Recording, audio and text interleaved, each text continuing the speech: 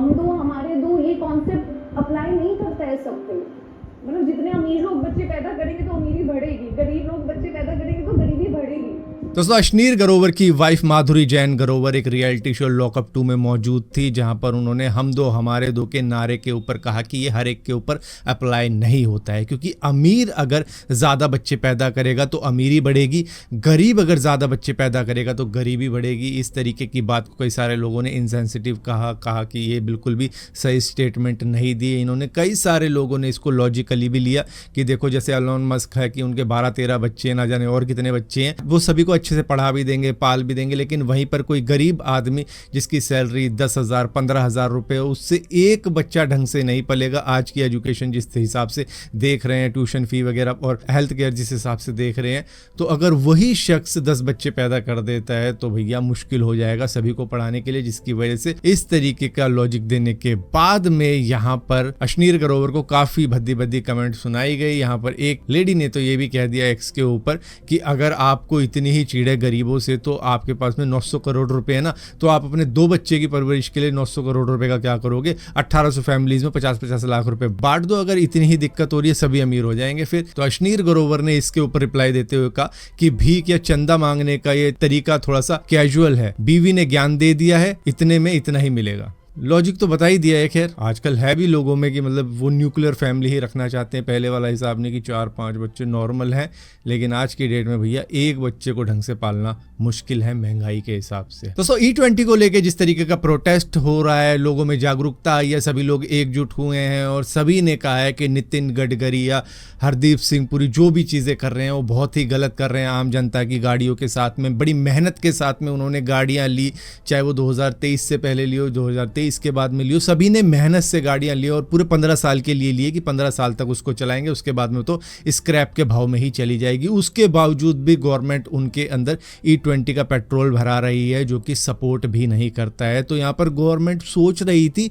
E25 की तरफ जाना, तो अब फिलहाल के लिए इस प्रोटेस्ट और लोगों के गुस्से को देखते हुए गवर्नमेंट ने E25 इथेनॉल के मिश्रण की जो प्लानिंग वो सोच रहे थे अभी ले आएंगे, बहुत ही जल्दी ले आएंगे, पेट्रोल पंप पे ले जाएंगे, उसको डिले कर दिया है। यहाँ पर तहसीन पुणेवाला ने इसको इस प्रोटेस्ट की पहली जीत बताया कि लोगों ने जिस तरीके का आक्रोश दिखाया है, गुस्सा दिखाया है, उसकी वजह से ही ये संभव हो पाया है। वरना गवर्नमेंट के मुताबिक 2027 की शुरुआत में ये E21 ले आते और उसके कुछ टाइम बाद ही ये E25 लाने का भी प्लान कर रहे थे। और पता लगा है कि कोर्ट के अंदर ये कहा गया कि ये अभी एक्सपेरिमेंटल फेज के अंदर ही है, 2027 के अप्रैल में जाके मालूम चलेगा कि ये सही था या गलत था। मतलब कि हम एक तरीके से गिनीपिग बना दिए गए, हमारे व्हीकल गिनीपिग बना दिए गए कि चलो देख लेते हैं E20 के ऊपर, जिसकी वजह से बवाल हो रहा है। यहाँ तक कि साइम यानी कि society of Indian automobile manufacturers तक ने ये बात कह दी थी 2021 के अंदर ही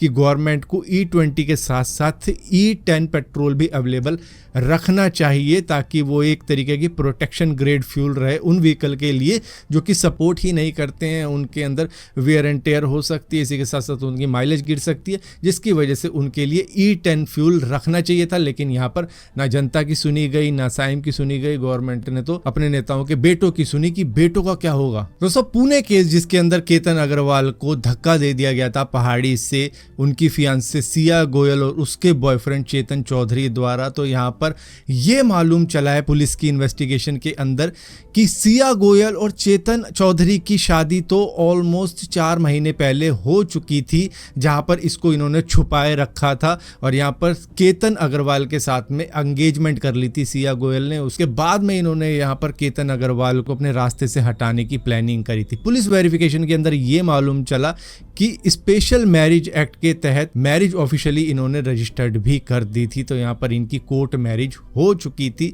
लेकिन यहाँ पर केतन अग्रवाल के साथ में यहाँ पे एंगेजमेंट हो चुकी थी और शादी नवंबर के वक्त में होने वाली थी, जिसके बाद में वो किसी तरीके से रोकना चाहती थी इसको। तो उसने फैसला लिया कि माँ बाप को बताए बिना ही वो केतन अग्रवाल को ही रास्ते से हटा दे। दोस्तों, दिलजीत दोसांझ की सतलुज फिल्म Z5 के ऊपर रिलीज की गई थी, जबकि इसका पहले नाम पंजाब 95 था। इसको 3 साल पहले थिएटर में रिलीज होना था, लेकिन सेंसर बोर्ड के चलते हुए इसके ऊपर करीबन 120 कट मारे गए और और थिएटर में इसको रिलीज़ नहीं होने दिया गया, जिसके बाद में ZEE5 ने इसको 3 जुलाई को अपने प्लेटफॉर्म के ऊपर रिलीज़ कर दिया और उसके 2 दिन बाद इसको इस प्लेटफॉर्म से हटा दिया जाता है। फिलहाल के लिए कुछ इंटरनेशनल रीजन के अंदर अभी भी अवेलेबल है। यहाँ पर रिपोर्ट ये बता रही है कि इंफॉर्मेशन एंड ब्रॉडकास्ट मिनिस्ट्री ने बताया है कि national security and regulatory concern है, जिसकी वजह से ये एक्शन इसके ऊपर लिया गया। यहाँ पर गवर्नमेंट का कहना ये है कि OTT प्लेटफॉर्म पर आने से पहले इनके पास में एक सर्टिफिकेशन का प्रोसेस कंप्लीट करना था। IT रूल 2021 के अंडर में इसको IDC के पास में भेजा जा रहा है रिव्यू के लिए।